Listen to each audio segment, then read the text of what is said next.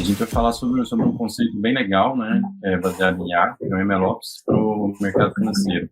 O MLOps, como é que a gente usa, né, no dia a dia para uma indústria, né, no caso, que é onde a gente tem maior foco aqui, que é de banking services, né, ou seja, para o mercado financeiro. Bom, fazendo nossas apresentações, eu sou o Nicolas Mesquita, sou Data Manager aqui na Zup, né, fazendo minha autodescrição. Eu sou branco, cabelo curto, cabelo castanho claro, já com algumas mechas meio brancas, né? Estou usando um óculos, um headphone aqui sobre a cabeça, estou trajando uma camiseta azul da Zup e no fundo é uma parede branca. Eu sou Adilson Pavan, sou aqui engenheiro especialista dentro da Zup na área de dados, né? Vou fazer também minha autodescrição. Sou um homem branco, com barba, cabelo preto, um fundo cinza e a camiseta cinza. Sou Felipe, sou engenheiro de Machine Learning aqui na Zup, fazendo minha audiodescrição. Eu sou um homem, cabelos castanhos escuros, estou com um fundo branco aqui, uma parede branca, e bora lá falar um pouco de MLOps aplicado às finanças. Bom, falar de IA no mercado financeiro é um negócio muito bacana, porque tem muita oportunidade, né? Cara, a gente pode fazer, devido ao volume de dados e a própria natureza do mercado, a gente pode fazer clusterização, pode fazer regressão, a gente pode trabalhar com identificar tendências, padrões, fraude. Cara, tem um número de coisas que a gente dá para a gente fazer, né? A gente vai contar um pouquinho aqui um contexto de um exemplo que é mais comum, né, que fica mais lúdico aqui para a gente apresentar, que é na linha de análise de crédito, né, risco de crédito. Né? Por que esse contexto? Né? Muitas das vezes, coisas que a gente compra, às vezes a gente nem está sabendo, mas a instituição está rodando algum tipo de análise de crédito, um risco de crédito ali no fundo. Né? Então, por exemplo, quando você toma um empréstimo, quando você está trabalhando com cartão de crédito, está aumentando o seu limite, até mesmo pedindo um cartão de crédito, né? Um contrato de aluguel, quando você vai comprar um carro, financiamento de modo gerais. Então, assim, muita coisa debaixo dos panos ali a gente está trabalhando com análise de crédito. E entrando um pouquinho mais nesse problema, né, que a gente quer mostrar para vocês como a gente resolve, igual eu comentei, ele existe em qualquer operação financeira de maior porte, né? E tem grandes desafios nesse sentido, né? É a confiabilidade nesses dados, né? De onde estão vindo esses dados, que dados a gente vai aplicar para você ver se a análise de crédito, o risco de crédito de um cliente está legal ou não. Geralmente a gente tem um curto histórico financeiro do cliente, quando um cliente é novo, alguma coisa nesse sentido. A gente tem uma alta variabilidade financeira, né, questão de renda, de população, e às vezes até mesmo questão de sazonalidade impactam essa operação. Muitas das vezes, algumas empresas ainda trabalham com algumas questões de sistemas mais simples, né, para poder dar esse score de crédito, ou até mesmo algumas pessoas trabalham em mesa de crédito de forma manual.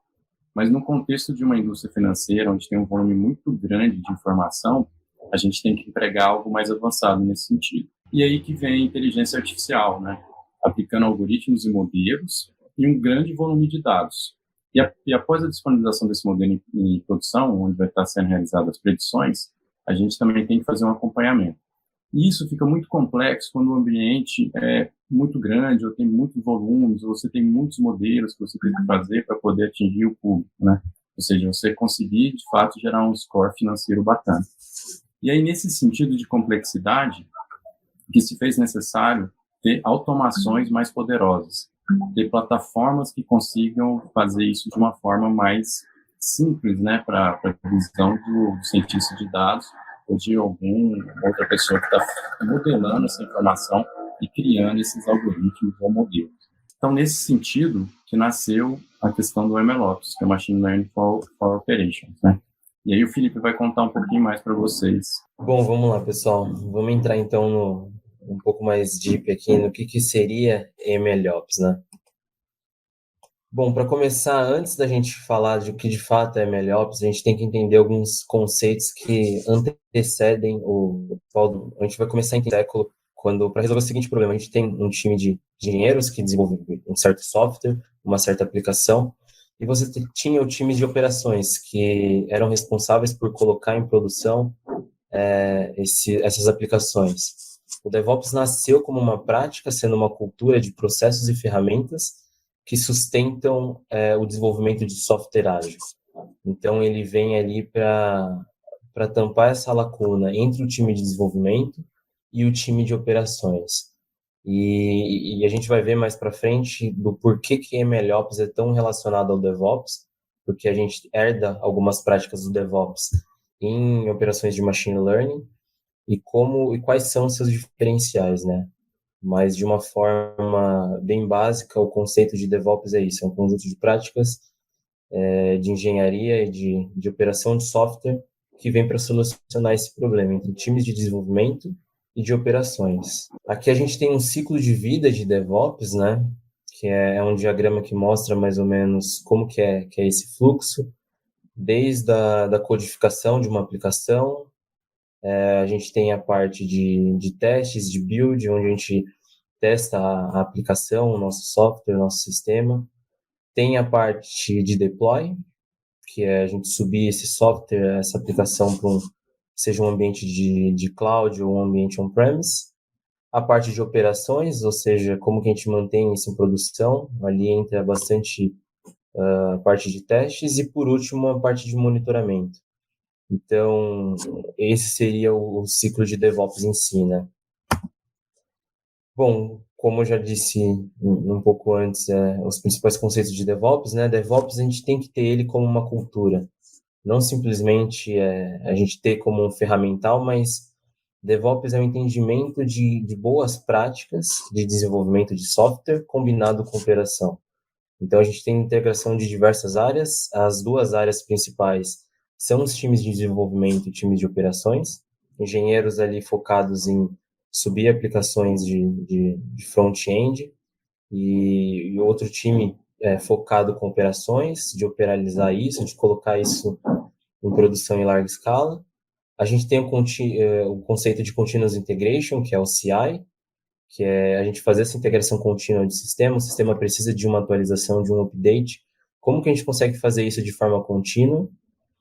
Temos também o conceito de Continuous Delivery, que é essa entrega contínua, né? De como que a gente consegue manter esse software, esse sistema em produção continuamente. Então, o DevOps, se fosse para mim destacar um ponto aqui que a gente tem que ter em mente sempre, é que DevOps é uma cultura. Ele é uma cultura em que a empresa, um time adota em questão de desenvolvimento de boas práticas. E também uma outra frase aqui que já vai emendar para a gente entrar de fato no conceito de MLOps é DevOps isn't enough. DevOps não é quando a gente trata de machine learning em produção. Aí aqui a gente pode introduzir um pouco da chegada do machine learning ao DevOps, né? A gente vai ver nos próximos slides também que MLOps vem de Machine Learning Operations e não diferente para Machine Learning a gente também precisa de utilizar conceitos e práticas de DevOps para um desenvolvimento de um sistema de Machine Learning, né? O MLOps ele combina as práticas de Machine Learning, de desenvolvimento e de operações. Um pouco do ciclo de vida de Machine Learning, né? Aqui a gente tem um pouco da intersecção de dois papéis, que seria o cientista de dados e o engenheiro de Machine Learning, né? Seguindo esse fluxo de um desenvolvimento de um projeto de Machine Learning, de um modelo, um algoritmo em si, a gente começa pelo primeiro step ali, que seria a parte de treinamento do modelo. Então, a gente, dado um problema de negócio, a gente vai treinar um algoritmo, um modelo de Machine Learning para solucionar esse problema. Então, o cientista de dados ali, ele coleta os dados, faz a limpeza, um pré-processamento e ajusta tudo isso para a criação de um modelo que resolve esse problema. Né? O próximo step seria a etapa 2 ali, que seria o empacotamento do modelo, o package model, que seria uma etapa em que o artefato do modelo é gerado no treinamento e a gente empacota esse modelo. Então, ali a gente pega esse modelo que foi criado pelo cientista, empacota ele como um artefato. Depois disso, a gente vai para o Step 3, que é a parte de Validate Model, que antes que o modelo possa ser implementado, a gente precisa avaliar ele e garantir que ele seja capaz de fazer as predições precisas. Então, nessa etapa entra também muito do cientista verificar métricas do modelo, verificar também a qualidade dos dados de input que foram usados para o treinamento desse modelo. Essa etapa de validação, após isso, entra a parte de deploy do modelo, que seria a etapa responsável pela implantação, que é onde, de fato, a gente, com o modelo pronto, com o artefato já bem formalizado ali e com a parte de validação, entra o engenheiro de machine learning com a parte do deploy. A gente vai pegar esse modelo e vai colocar ele em produção. O último step 5 ali, que seria a parte de monitoramento do modelo, né? Que seria um ambiente de produção onde a gente vai monitorar continuamente esse modelo. Não basta a gente simplesmente pegar um algoritmo que o cientista de dados fez ali, colocar ele em produção e a gente não monitorar as predições, do que tem tido de inferência, a saúde desse sistema, né? A gente vai ver também um pouquinho mais lá na frente sobre essa parte de monitoramento, que é bastante interessante também. Mas, de uma forma geral, esse seria o ciclo de vida de machine learning.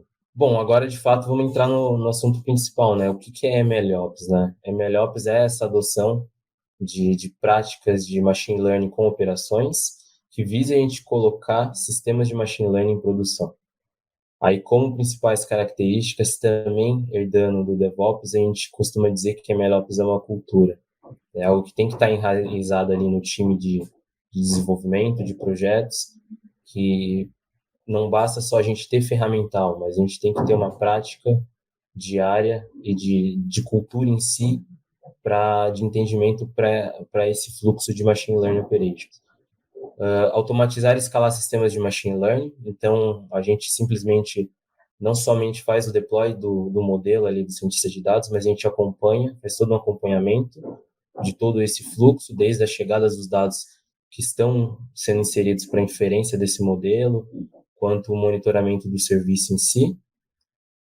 MLOps também, como principal característica, ele ajuda a gente a acelerar o tempo de deploy. Uma vez que a gente tem toda essa esteira, esse pipeline automatizado, a gente consegue colocar modelos em produção ali em larga escala e de forma rápida e totalmente reproduzível.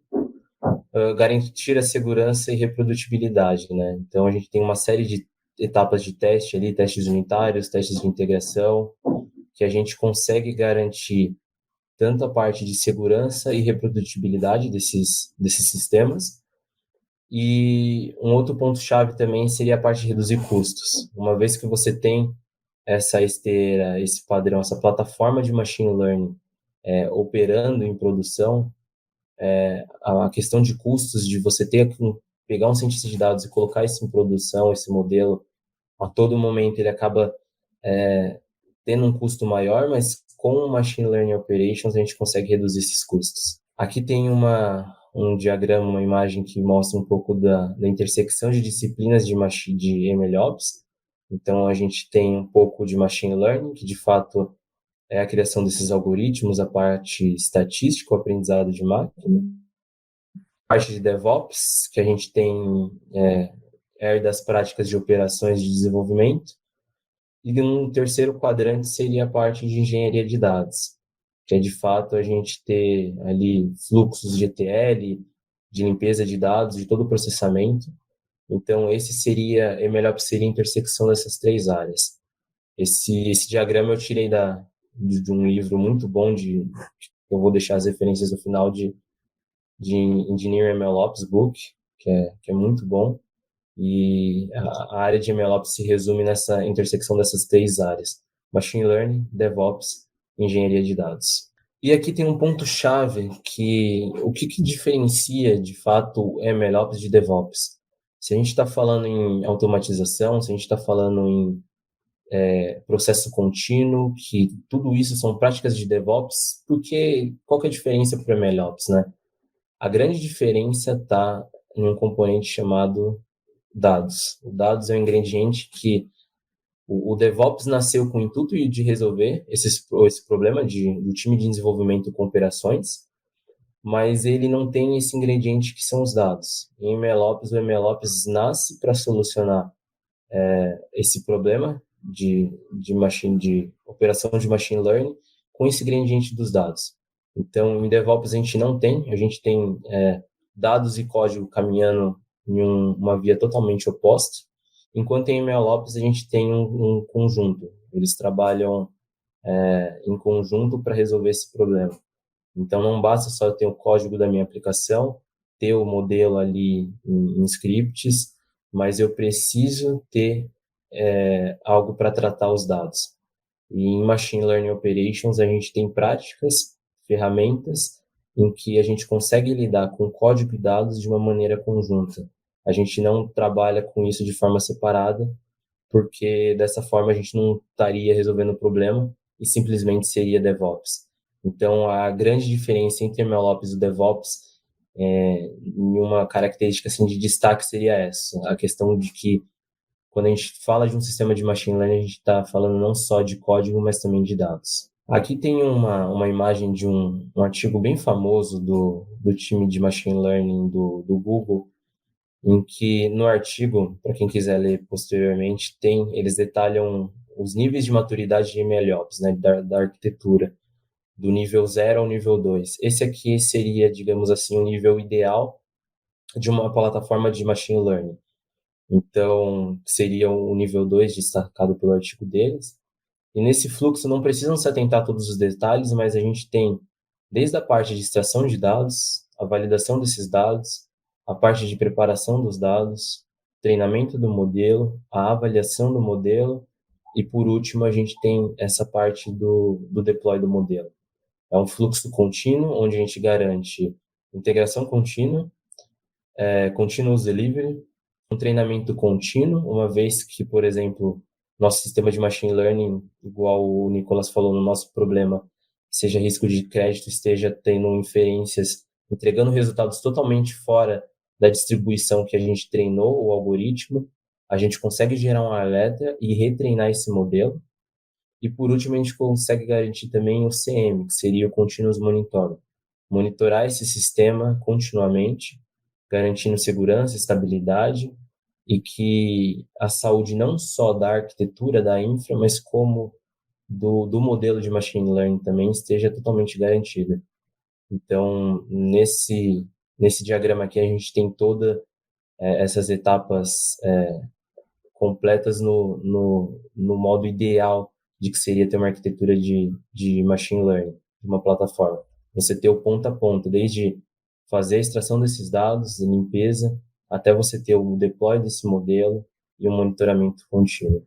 Uma outra característica e um conceito que nasceu dentro de MLOps e que é recente também é o conceito de Feature Store. Feature Store é o nome dado a uma camada de gerenciamento dos dados de Machine Learning, que ele permite compartilhar e descobrir features e criar pipelines de Machine Learning mais eficazes. Basicamente, o Feature Store em MLOps ele entra como uma camada central ali de que seria um banco de dados totalmente escalável de features dos modelos. Então, por exemplo, nesse caso, nós temos o risco de crédito ali, a gente tem dados sensíveis financeiros dos nossos usuários e a gente, com a Feature Store, consegue, na parte de modelagem do modelo, fazer um processamento dessas features, aplicar algumas técnicas estatísticas, alterar a distribuição, escalonar os dados. E uma vez que a gente faz isso para o modelo, a gente pensa em automatizar esse processo, o que seria a gente salvar essas features modificadas em uma Feature Store. Então, ao contrário de um banco relacional, um banco não relacional, o Feature Store ele tem essa característica para tomar conta e ter um olhar mais específico para as features que a gente vai utilizar nesse modelo. Nesse diagrama aí a gente consegue ver a ingestão dos dados em stream ou em batch na Feature Store. A gente tem uma camada de monitoramento para verificar de onde estão vindo esses dados. A parte de transformações, que seria exatamente isso, a gente modificar essas features e conseguir salvá-las nessa Feature Store. A parte de storage, a de serving, que seria uma camada onde a gente, uma vez com essas features tratadas, a gente vai usar elas também. Elas serão calculadas na parte do deploy. Tem a parte do registry também, que seria ali a gente registrar essas features para o cientista de dados consultar elas posteriormente. Então, a gente trabalha com a Feature Store justamente para solucionar esse problema. A gente não precisar ficar reproduzindo diversas vezes, calculando features, fazendo transformações do zero. A gente tem digamos assim, um banco específico para features, onde a gente consegue servi-las tanto offline quanto online. Eu também destaquei ali 2 feature stores, para quem, por ser um conceito novo e ter pouco ferramental hoje no mercado, tem 2 ferramentas open source, que uma seria o Fist e a outra o Tecton, que são 2 plataformas de feature store que estão disponíveis hoje no mercado. Vale a pena conferir. E por último, a gente entrando na parte de monitoramento, que é a prática não só de a gente monitorar a infra, mas o monitoramento das features do modelo e do modelo de machine learning em si, né? As principais vantagens que a gente tem com isso é antecipar falhas, então a gente consegue ter ali, por exemplo, se houve um erro de distribuição, se os dados que estão entrando para inferência em produção são totalmente diferentes da distribuição dos dados que a gente usou para treinamento. A parte de monitoramento, de observability, de machine learning, nos permite verificar isso.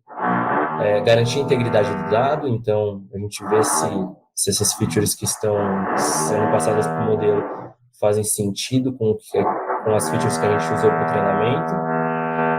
A parte de explicabilidade, né, a gente conseguir gerar reports do porquê o modelo está tomando aquela decisão. E, por último, a gente conseguir identificar vieses, uma vez que a gente consegue não só monitorar a saúde da nossa infraestrutura, a gente monitorar também a saúde do nosso modelo, ver se está tendo essa diferença no shift de distribuição de treino para a produção. Então, em MLOps a gente tem essa parte de monitoramento que é bastante importante, onde a gente consegue verificar não só a parte dos dados, mas também a saúde do nosso modelo.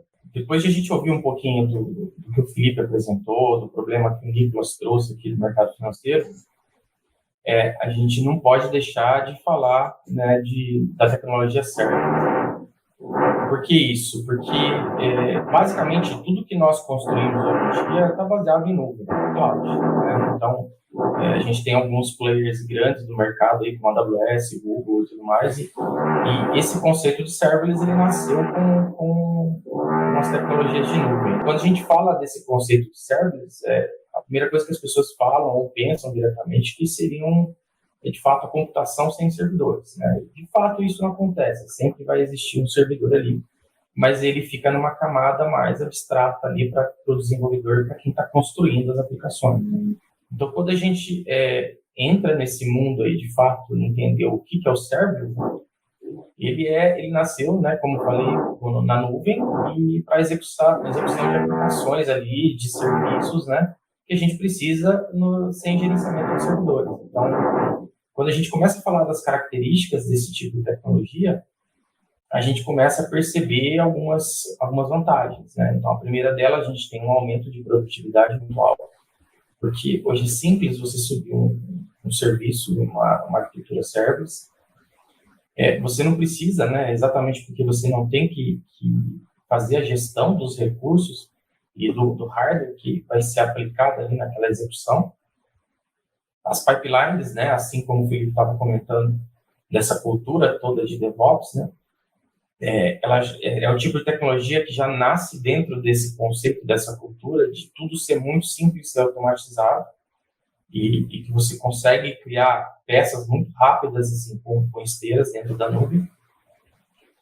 A redução de custo, né, porque o modelo de pagamento desse tipo de serviço nas clouds é por demanda, ou seja, você paga somente o tempo de processamento da sua aplicação, e a escala desses serviços eles são praticamente automáticos, né, e ficam limitados à capacidade da nuvem. Então, fica lá, um exemplo da AWS, a responsabilidade ficaria praticamente toda.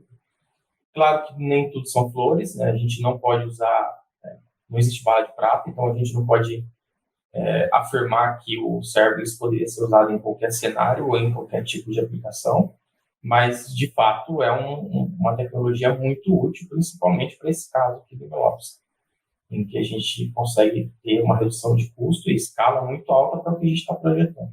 E, quando a gente fala de MLOps e serverless, quais seriam os casos mais comuns, né, de você ver a aplicação de uma tecnologia serverless dentro do mundo de MLOps?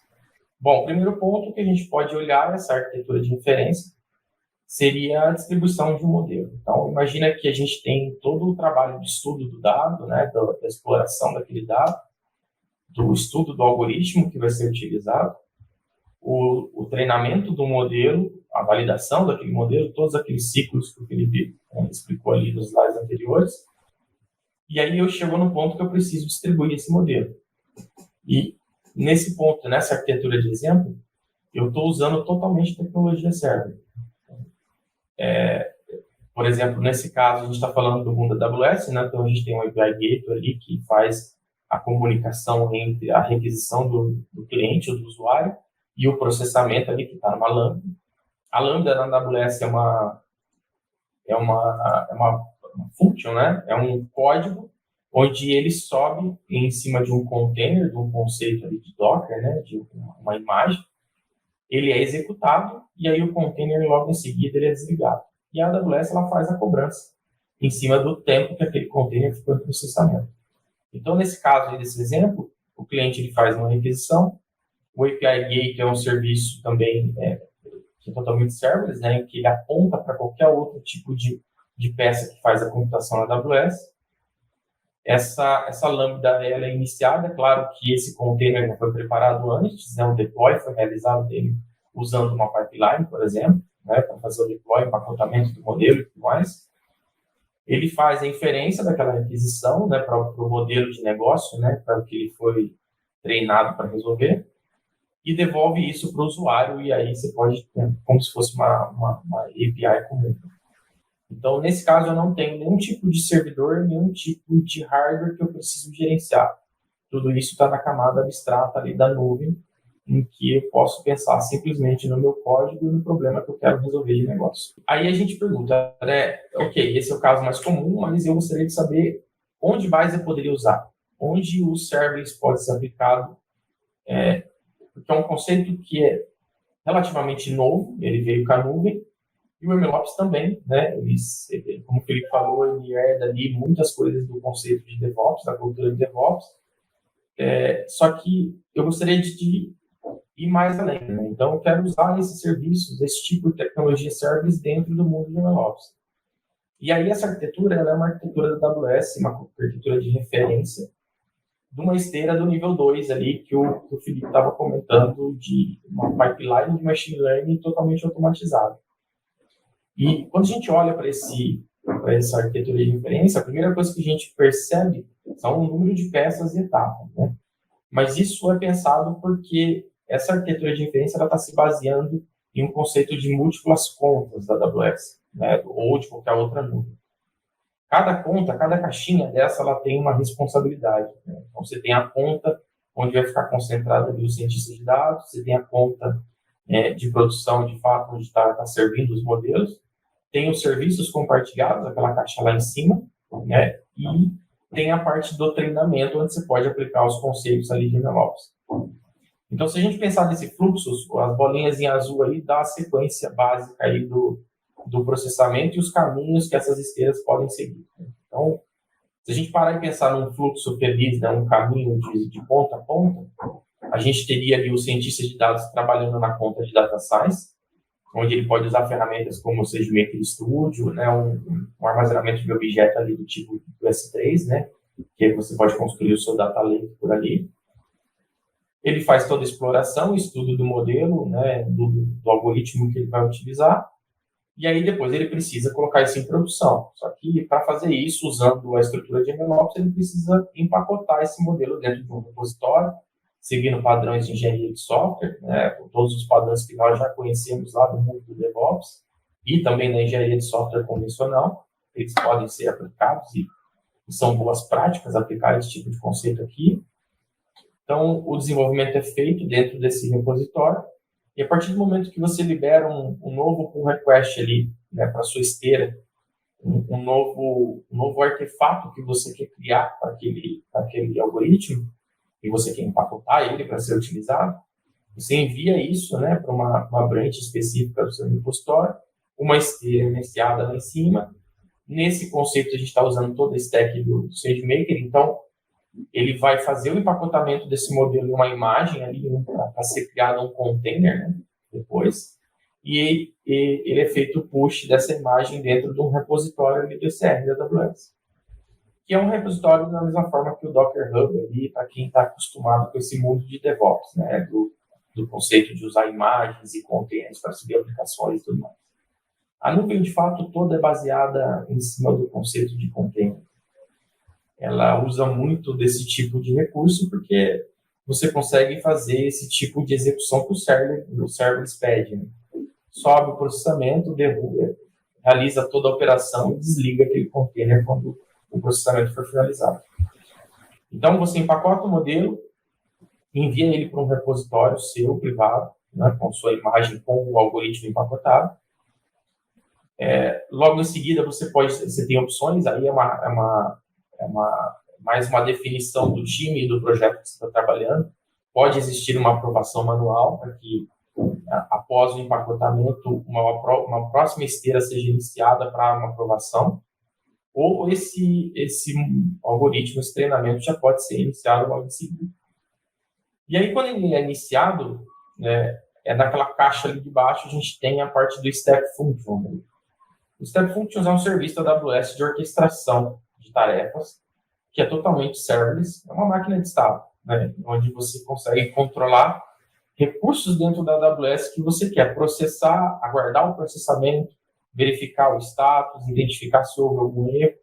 Então, você consegue realmente fazer uma orquestração de ponta a ponta de qualquer tipo de aplicação. Pipeline de dados, um treinamento de modelo, ou até mesmo um desacoplamento de arquitetura. Você quer pegar o processamento de algo, colocar numa fila e outro receber, pensando no microserviço de nuvem, você consegue fazer usando esse tipo de peça de orquestração. Então, o Step Functions ele foi usado, nesse caso, para fazer a orquestração do treinamento do modelo, usando lambdas, né, que são os recursos mais comuns aí dentro do mundo aí da AWS, né, para fazer processamento, no mundo do serverless também. E essas lambdas, elas conseguem manipular via SDK, né, via código mesmo, o start de um treinamento usando a stack do SageMaker, né? Então, sem querer aprofundar muito, o ponto básico aqui eu consigo construir uma plataforma de MLOps usando peças de serverless ali, de serviços sem gerenciamento do servidor, e em que eu posso fazer o treinamento, fazer a validação desse modelo e depois subir a distribuição desse modelo usando, por exemplo, o SageMaker Endpoint, que também já tem suporte à utilização de serverless dentro dele, né? Ele se comportaria da mesma forma que uma Lambda, por exemplo. Só que você tendo a possibilidade de escolher o hardware que você gostaria de utilizar. Então, eu quero ter um equipamento eu quero ter um serviço de distribuição que ele consiga escalar e ter um poder computacional muito rápido, mas eu não quero gerenciar aquele hardware. Eu quero simplesmente falar que eu quero usar esse tipo de hardware para ter um processamento rápido, mas o gerenciamento fica por conta da nuvem. Então, quando a gente olha para aquela arquitetura do nível 2 que o Felipe apresentou, a gente está retratando mais ou menos aquele nível de automação dentro dessa arquitetura de referência da AWS. Claro que isso aqui também não é uma definição técnica para qualquer tipo de problema, mas é uma referência que pode ser utilizada para resolver os problemas aí do dia a dia do mercado, né? E compõe toda essa tecnologia serverless e também de outros tipos de recursos que a gente tem disponível dentro da nuvem. Bom, e aqui é um exemplo de como, beleza, eu posso ter uma orquestração serverless usando Step Function, Lambda, e eu gostaria de criar um treinamento dentro do SageMaker, né? Porque lá eu consigo escolher a máquina que vai treinar o modelo, eu preciso de uma máquina que tenha GPU, ou que tenha muito memória, que tenha muito disco, ou qualquer outro tipo de recurso que o SageMaker vai ter que trabalhar. Então, usando o SDK, que é desenvolvido ali pela própria AWS, né, disponibilizado como DevKit, né, para a gente, dentro de uma orquestração serverless, você consegue disparar o tipo de treinamento que você quiser, com o algoritmo que você quiser e com o conjunto de dados que você quiser. Então, quando a gente olha para esse código em Python, aí, que é um trecho bem pequeno, ali, logo em cima eu estou importando os pacotes, a gente vai perceber que são passos bem simples. eu estou importando os pacotes que eu preciso ali do SDK, estou definindo a saída do treinamento do meu modelo, né? Então, estou dizendo, olha, lá no bucket específico do S3 lá da AWS, quando o meu treinamento for finalizado, eu quero armazenar o artefato lá dentro. Eu estou selecionando o algoritmo, a gente pode utilizar dentro do SageMaker algoritmos pré-definidos, que já existem na stack do SageMaker, ou, como eu mostrei na arquitetura anterior, você mesmo empacotar o seu algoritmo e colocar ele dentro de uma imagem ali de Docker, que depois pode ser referenciado dentro do SDK, para ele ser utilizado como o seu algoritmo de treinamento. Então, nesse caso, eu defini o container, né, a imagem que eu quero utilizar, o número de instâncias, o tipo de máquina, volume e a saída do modelo assim que o treinamento for finalizado. Então, esse simples trecho de código eu estou mostrando como que eu chamo um treinamento de modelo dentro do SageMaker. E a gente olha aí, tem poucas linhas de código usando o SDK. Então, toda essa orquestração é feita via SDK dentro da arquitetura serverless ali que a gente acabou de apresentar. Bom, aí, como nós já falamos um pouco sobre o problema né, o Nicolas apresentou o problema do mercado financeiro ali, de risco de crédito e tudo mais, e nós já apresentamos como que esse modelo pode ser treinado, como uma esteira pode ser criada ali usando recursos serverless ou não, para fazer o treinamento do modelo e distribuir esse modelo, né, de fato, ter um serviço de inferência para que ele seja consumido por qualquer outra aplicação ou por qualquer outro microserviço da sua estrutura. E, nesse caso, a gente está mostrando um experimento que foi feito em cima do problema que foi apresentado, usando um algoritmo ali do XGBoost, né, para fazer a classificação do risco de crédito. Esse modelo ele foi treinado usando essa stack do SageMaker, né? Se a gente pudesse criar uma referência onde está sendo feito esse teste, se a gente olhar na arquitetura anterior, seria naquela conta específica do Data Science ali, onde ele pode manipular, criar um Jupyter Notebook ali, e manipular toda aquela infraestrutura para ele criar os modelos e testar esses modelos enquanto ele está trabalhando e estudando o problema. Então, nesse caso, foi treinado um modelo, um conjunto de dataset aí aberto, né, do mercado. Ali a gente consegue visualizar algumas colunas que compõem esse dataset. E logo abaixo nós temos ali um payload inicial que nós vamos passar, que vai ser enviado ali para aquele modelo para ele classificar qual seria o risco de crédito daquele usuário específico, né? Então, ele chamou o algoritmo, ele informou ali o payload, ele passou o tipo de máquina que ele quer fazer inferência para esse conjunto de dados ali, que ele quer que o modelo responda, né? Faça a predição de fato.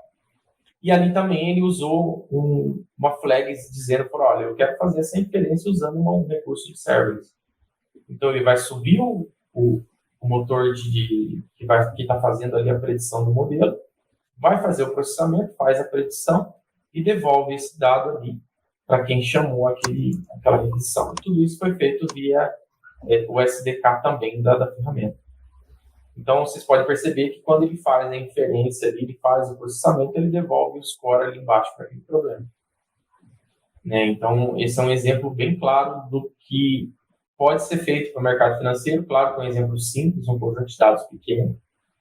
Quando a gente está trabalhando no dia a dia aqui, né, dentro dessa área de dados, principalmente no mercado financeiro, o volume de dados é muito alto, então a gente precisa usar outras tecnologias, principalmente para processamento, tratamento de dados, limpeza, né, por conta do volume, mas aqui é um exemplo do que pode ser feito usando esse tipo de tecnologia. Bom, e aí, como nós já discutimos, explicamos um pouquinho toda a estrutura, o que pode ser feito com as tecnologias, aí entramos nos próximos passos, né, o que seriam os desafios da MLOps.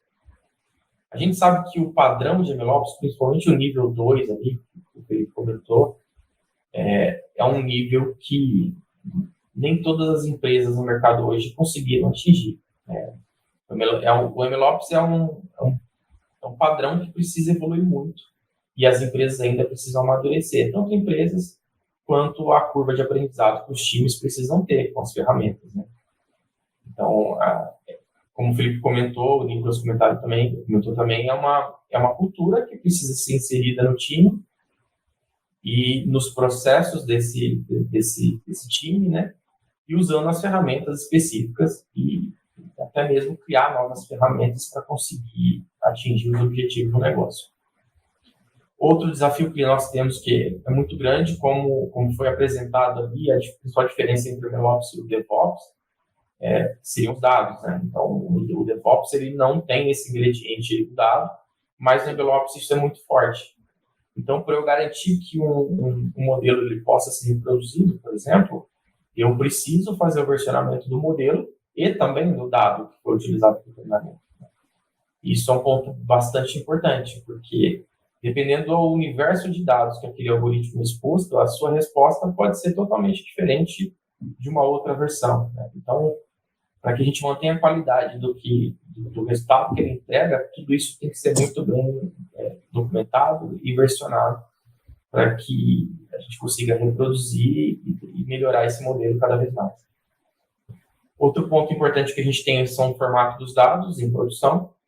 Muitas vezes, quando nós estamos explorando e trabalhando nos dados, é muito comum que o universo que você conhece, ele está explorando, ele pode ter diferenças quando, de fato, o produto, né, o modelo entra em produção, recebendo dados do mercado, por exemplo, de novos clientes.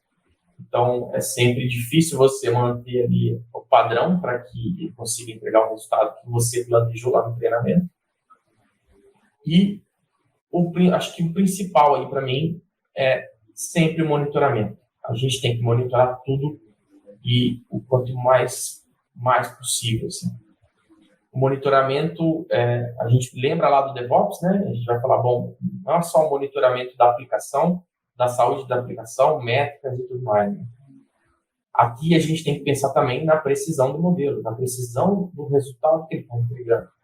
Então, você vai ter que criar uma série de métricas para entender a saúde daquele modelo e se ele está performando da forma como ele foi ali, da forma como o cientista trabalhou e que o cientista planejou que ele deveria entregar. Então, essa é uma das etapas mais importantes e desafiadoras ali do mundo de MLOps, porque é muito difícil monitorar um modelo de produção.